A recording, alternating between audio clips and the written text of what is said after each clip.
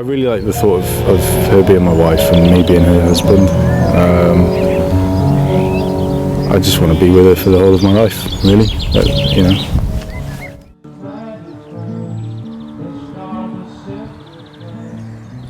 Please be seated.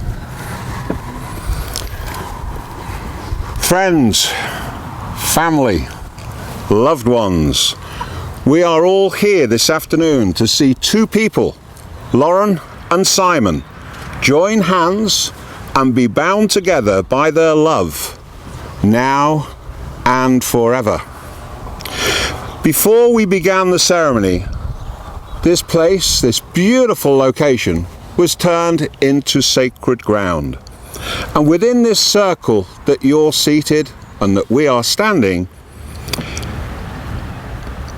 I want you to please try to visualize positive and loving energy on Lauren and upon Simon right now. The reason I'm asking this is because this afternoon we are gathered here to celebrate one of life's greatest moments, to give recognition to the worth and to the beauty of love, and to add our very best wishes to the words that are going to unite Lauren and Simon in marriage. Lauren, do you come of your own free will and accord, and do you have the blessing of your family? I do. Is that the truth? It is. Thank you. Simon has got some very special words that he wants to say to you, Lauren, and you're all invited to listen. I love you not only for what you are, but for what I am when I'm with you.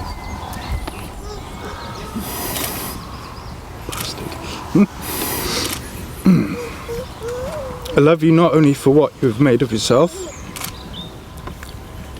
but what you are making of me. You have done it by being yourself.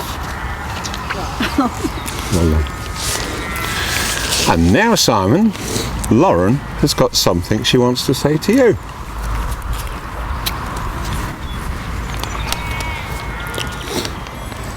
I love how you knew that we should be together and how sure you were that everything would work out just fine.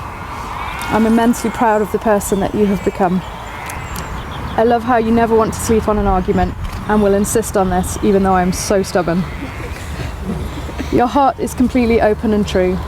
You always put our love first, and I feel so loved by you. I love you, and I always will. Beautiful. The vows that you are about to exchange serve as a verbal representation of the love that you have promised and spoken about. Do you, Lauren, promise to show Simon your honour and fidelity, to share his hopes and dreams, to laugh with him and share endless days of joy, to stand side by side with him in times of trouble, and to spend each day loving him more than the day before? I do.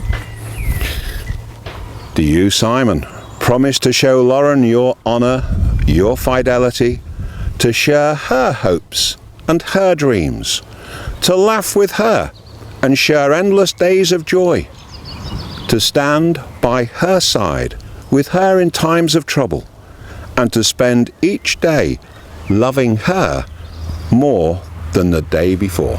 I do. May I have the rings, please? Thank you.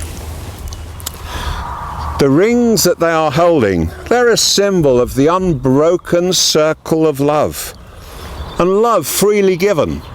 It has no beginning, it has no end. There is no giver and no receiver, for each of you is the giver, and each of you is the receiver. May these rings always remind you of the vows that you have taken this afternoon.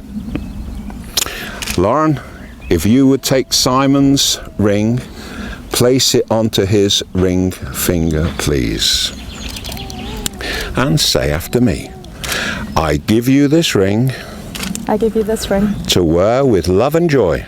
to wear with love and joy. As a ring has no end, As a ring has no end, neither shall my love for you. neither shall my love for you.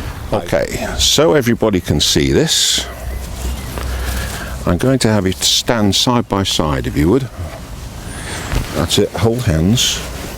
And just come a little bit towards me. Sorry, I meant diagonally. That's it. Okay.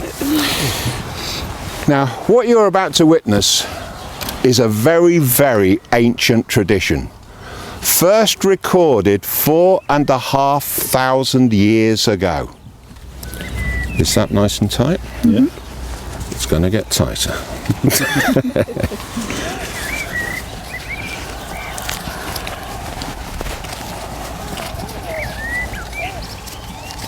Lauren and Simon, you are now hand-fasted as one. Let me tell you something else. This isn't in the script, so apologies.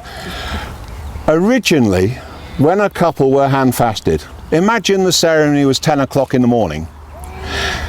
The tradition was they would remain this way until midnight that night. This is my drinking hand. It's probably more than that. Which meant in those days that everything you did throughout that day, you literally did together. May your hands build a relationship of love, of caring and utter devotion.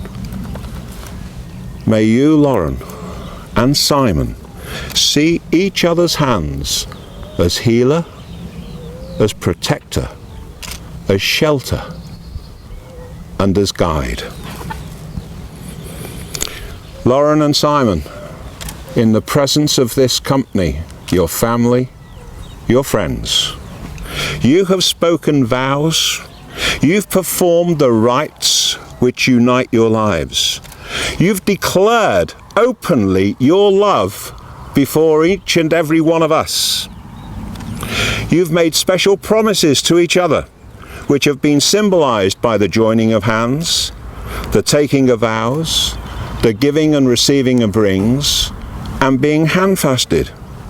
So it is in the spirit of love that it gives me incredibly great pleasure to pronounce you as husband and as wife.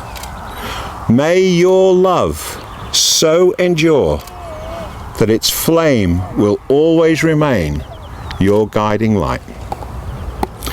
Now they think I'm going to take this cord off, and that's where you're mistaken.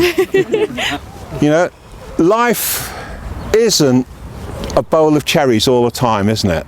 You know, we have our ups and downs. We have the sunshine, we have the rain. And when a rainy day comes along and the clouds start to gather in and there's a sign of a quarrel coming up, I want you to remember and look back at this cord and remember the feeling that you felt in front of your family and your special friends this afternoon. What you felt inside as you tied those knots, as you said your vows to each other. Okay?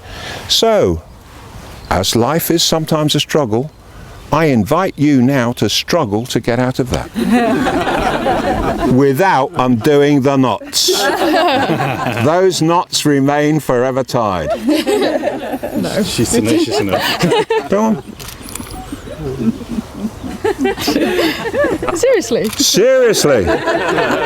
Don't set me a challenge. Hey. So, Lauren and Simon, I'm tempted to say it's over, but this is just the start.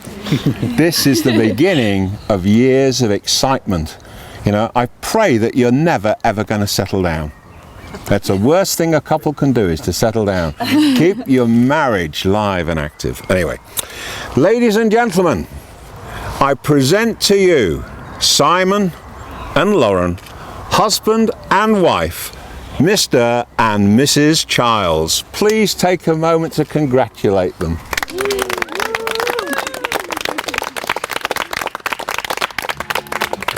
There you go.